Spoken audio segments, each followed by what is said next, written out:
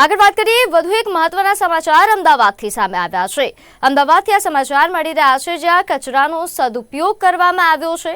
મળતી માહિતી અનુસાર અમદાવાદમાં જે વર્લ્ડ કપ મેચ દરમિયાન જે પ્લાસ્ટિક કચરો એકત્રિત કરવામાં આવ્યો હતો તેનો સદુપયોગ કરવામાં આવ્યો છે અમદાવાદ મ્યુનિસિપલ કોર્પોરેશન દ્વારા। તેમણે આ કચરો એકત્રિત કર્યો અને ખાનગી કંપનીને આપ્યો અને જે બાદ પ્લાસ્ટિકના બાકડા સાઇન જેકેટ અને તે બનાવીને આ કંપનીએ કોર્પોરેશનને આપ્યા છે। એટલે કે આ પ્લાસ્ટિક કચરાનો સદુપયોગ કરવામાં આવ્યો, વેસ્ટમાંથી બેસ્ટ બનાવવાની જે આપણે ત્યાં વાતો થાય છે તે અહીં સાકાર કરી બતાવી છે કોર્પોરેશને। કોર્પોરેશને વર્લ્ડ કપ મેચ દરમિયાન જે પ્લાસ્ટિક કચરો એકઠો કર્યો હતો આ પ્લાસ્ટિક કચરો એકઠો કરીને તેમણે ખાનગી કંપનીને આપ્યો અને આ ખાનગી કંપનીએ આ પ્લાસ્ટિક કચરાને બાંકડા અને સાઇન જેકેટ બનાવીને કોર્પોરેશનને આપ્યા છે। અને આ ખૂબ જ અદ્ભુત એવા જે રીતે આપ દ્રશ્યોમાં જોઈ શકો છો આ બાકડા પ્લાસ્ટિક કચરામાંથી બનાવવામાં આવ્યા છે। એટલે પ્લાસ્ટિક વેસ્ટને રિસાયકલ કરીને આ બેન્ચ બનાવવામાં આવી છે। આ ઉપરાંત શાઇન બોર્ડ પણ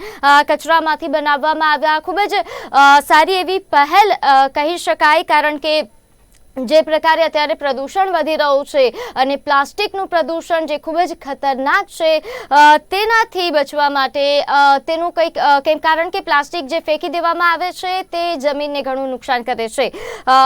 જો તેનું આવી રીતે રિસાયકલ કરવામાં આવે, તેનો સદુપયોગ કરવામાં આવે તો એ ખૂબ સારી બાબત છે અને કોર્પોરેશને આ કરી બતાવ્યું છે।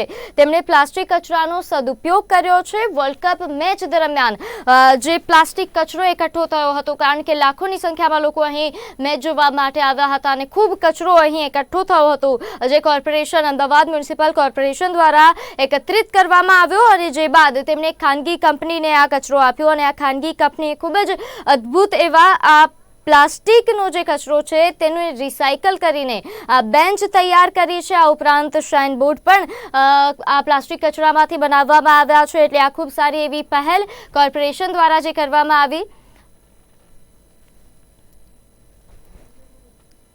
તો અમદાવાદ મ્યુનિસિપલ કોર્પોરેશનની ખૂબ સારી પહેલ કે જેને ખાસ કરીને બિરદાવવાની પણ જરૂર છે, કારણ કે પ્લાસ્ટિક કચરાનો આ પ્રકારે રિસાયકલ કરીને જો સદુપયોગ કરવામાં આવે તો એ ખૂબ સારી બાબત છે। અને વર્લ્ડ કપ મેચ દરમિયાન જે કચરો એકઠો થયો હતો તેનો સદુપયોગ કરીને કોર્પોરેશને આ બાકડા અને સાઇન જેકેટ અમદાવાદ મહાનગરપાલિકા દ્વારા વેસ્ટમાંથી બેસ્ટ જે છે તે બનાવવામાં આવ્યા છે। પ્લાસ્ટિકમાં થી જે બાકડા જે છે તે બનાવવામાં આવ્યા છે, 10 જેટલા જે બાકડા છે તે બનાવવામાં આવ્યા છે। વાત કરવામાં આવે કે લગભગ 50 કિલો પ્લાસ્ટિકના વેસ્ટમાંથી આજે રિસાયકલ તેને કરીને બેન્ચ બનાવવામાં આવી છે। ખૂબ જ સારી બાબત કહી શકાય, કારણ કે જે પ્રમાણે પ્લાસ્ટિકનો ઉપયોગ જે છે તે આમાં કરવામાં આવ્યો છે।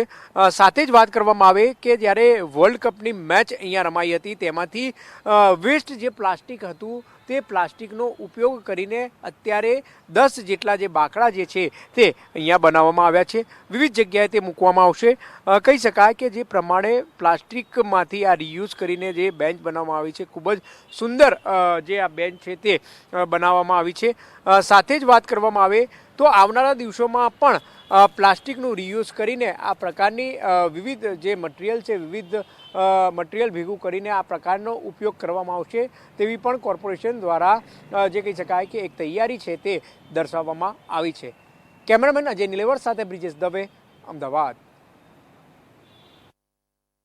તો જે રીતે સંવાદદાતા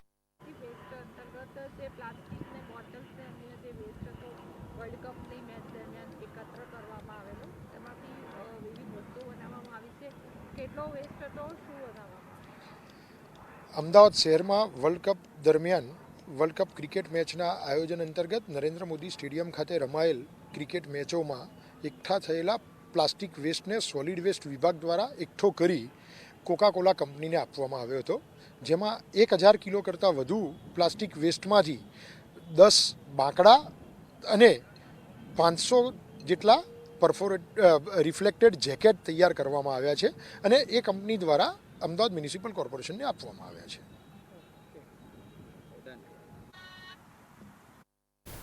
તો હાલ જે રીતે સંવાદદાતાએ જણાવ્યું અને સાથે સાથે કોર્પોરેશન કર્મચારીએ જણાવ્યું કે અહીં પ્લાસ્ટિક કચરાનો જે સદુપયોગ કરવામાં આવ્યો, અહીં વર્લ્ડ કપ મેચ દરમિયાન જે પ્લાસ્ટિક કચરો એકત્રિત કરવામાં આવ્યો હતો, આ કચરાની ખાનગી કંપની દ્વારા તેનું રિસાયકલ કરીને બાંકડા અને સાઇન જેકેટ તૈયાર કરવામાં આવ્યા, જે કોર્પોરેશનને પરત આપવામાં આવ્યા છે.